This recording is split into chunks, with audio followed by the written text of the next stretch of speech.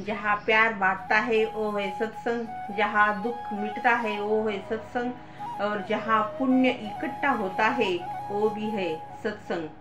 गुरुवर्य सुदीक्षा माता जी को प्रणाम, और सभी सुनने वाले मेरे संत जनों को भी मेरा प्यारा सा प्रणाम। प्यार से कहिए धन्य निरंकार जी, जोर से बोलिए धन्य निरंकार जी। भक्ति जब भोजन में प्रवेश करती है तो प्रसाद बन जाती है। भक्ति जब पानी में प्रवेश करती है, पानी चरणामृत बन जाता है। और भक्ति जब सफर में प्रवेश करती है, वो सफर तीर्थ यात्रा बन जाती है।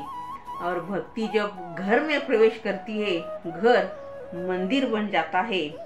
और भक्ति जब क्रिया में प्रवेश करती है, वो क्रिया सेवा में बदल जाती है। और भक्ति रूपी प्रेम किसी व्यक्ति में प्रवेश करता है। ये सब भक्तिमय प्रेम जब किसी व्यक्ति में प्रवेश करता है, वाकई तो मानव भगवान बन जाता है। अशी ही भक्ती मनापासून करावी लागते। आणि भक्तीचे अनेक मार्ग आहेत। कधी कधी भजन म्हणून आपण भक्ती करतो, कधी विचार एकमेकांना देतो सत्संगामध्ये, कधी ढोलकी वाजवतो, पेटी वाजवतो, कधी सेवा दलातली काही माणसं युनिफॉर्मवरती सगळीकडं काही हवं नको ते बघत असतात, काही श्रवण करत असतात।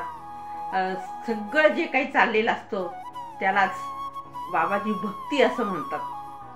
कारण सेवा करणं हा सगळ्यात मोठा धर्म आहे, हे मानव जातीला सांगणारे बाबाजी त्यांनी फक्त भारतातच नाही तर अख्ख्या जगामध्ये हे सगळ्यांना पटवून दिलेलं आहे।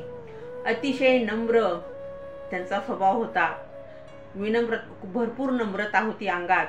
आणि एकच की भक्ती काय असते आणि सगळा ईश्वरमय जो पसारा आहे, हे सगळे ईश्वर एकच आहेत। हा फक्त निरंकारी आत्मा हाच परमेश्वर आहे।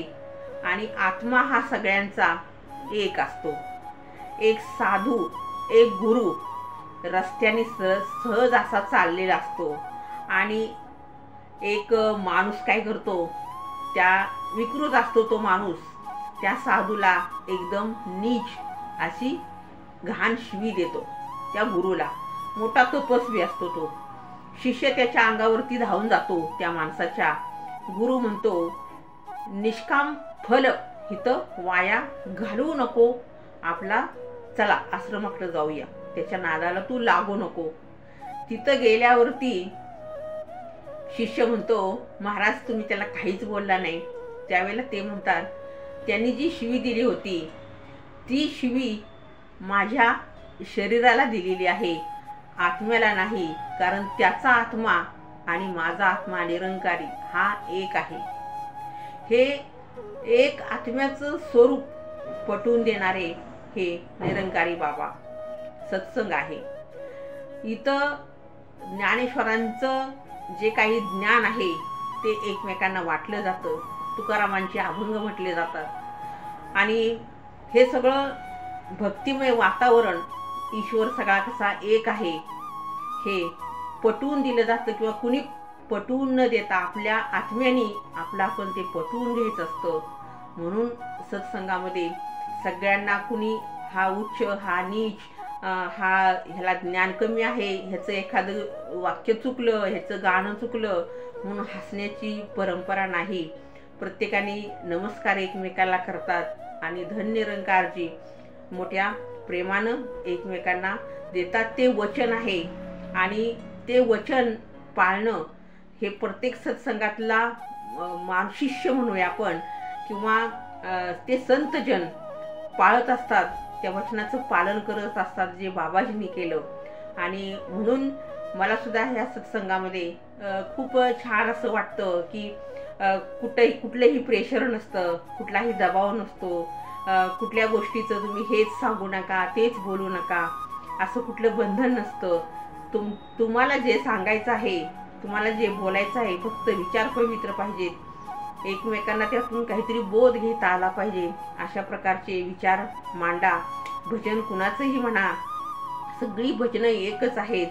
असा हा सत्संग आता थोड्याच दिवसात, काही दिवस उरलेले आहेत. शनिवारी ह्या सुदीक्षा माताजी पुण्यामध्ये येत आहेत आणि आपले सगळे सत्संगातल्या माणसांना साधू संत येती घरा तोची दिवाळी दसऱ्यासारखा माहोल आज आपल्या महाराष्ट्रामध्ये निर्माण झालेला आहे.